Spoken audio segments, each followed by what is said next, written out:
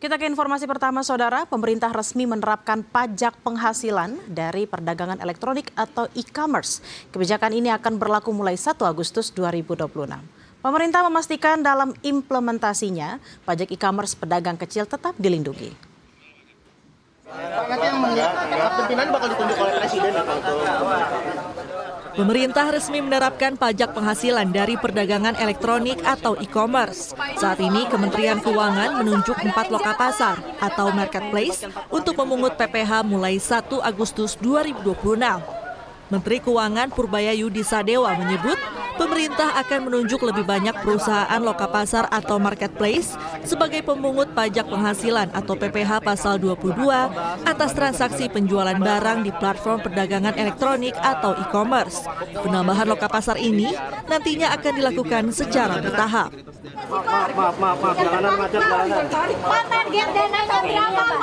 Target dananya berapa, Pak? Saya belum target. Maaf ya, maaf. Begini, permintaan kan Pak, udah ada negara yang tertarik? Udah ada investor yang tertarik belum sih? ada tidak pastinya dalam sisi keamanan. Jadi kan kita untuk membuka itu dan menarik dana asing di sini terbuka. Pak, soal marketplace, Pak, kan kemarin udah ditunjuk 4, Pak. Setelah itu akan ada penunjukan lagi nggak, Pak? Ada pada akhir nanti semuanya secara bertahap ya.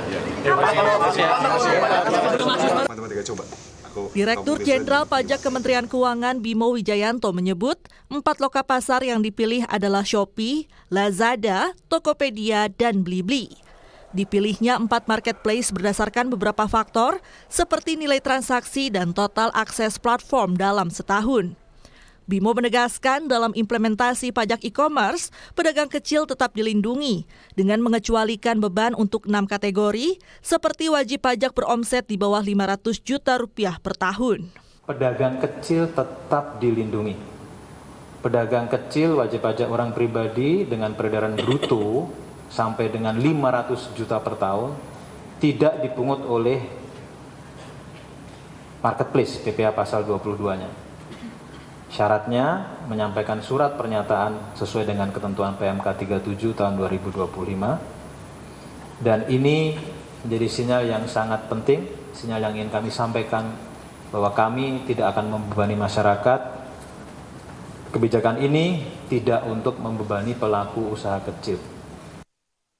Asosiasi E-commerce Indonesia menanggapi kebijakan ini sebagai perubahan mekanisme administrasi perpajakan melalui marketplace. Fokus asosiasi adalah memastikan implementasi kebijakan ini berdampak minim pada operasional bagi marketplace dan para seller.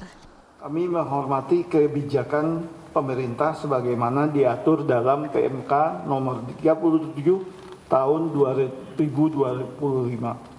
Kami memahami bahwa kebijakan ini bukan merupakan pengenaan pajak baru, melainkan perubahan mekanisme administrasi perpajakan melalui marketplace.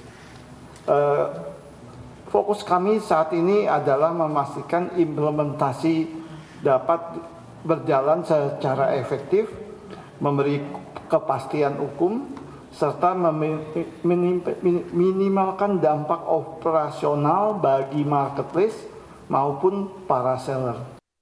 Hingga 31 Mei 2026, total penerimaan negara dari berbagai sektor ekonomi digital telah mencapai 5,85 triliun rupiah. Angka ini mencerminkan semakin besarnya aktivitas ekonomi berbasis digital di Indonesia. Penerimaan PPN perdagangan melalui sistem elektronik atau PMSE masih menjadi yang terbesar dengan kontribusi 40,55 triliun rupiah. Penerimaan lainnya pada pajak fintech 4,98 triliun, pajak SIPP 5,26 triliun, dan pajak kripto 2,06 triliun.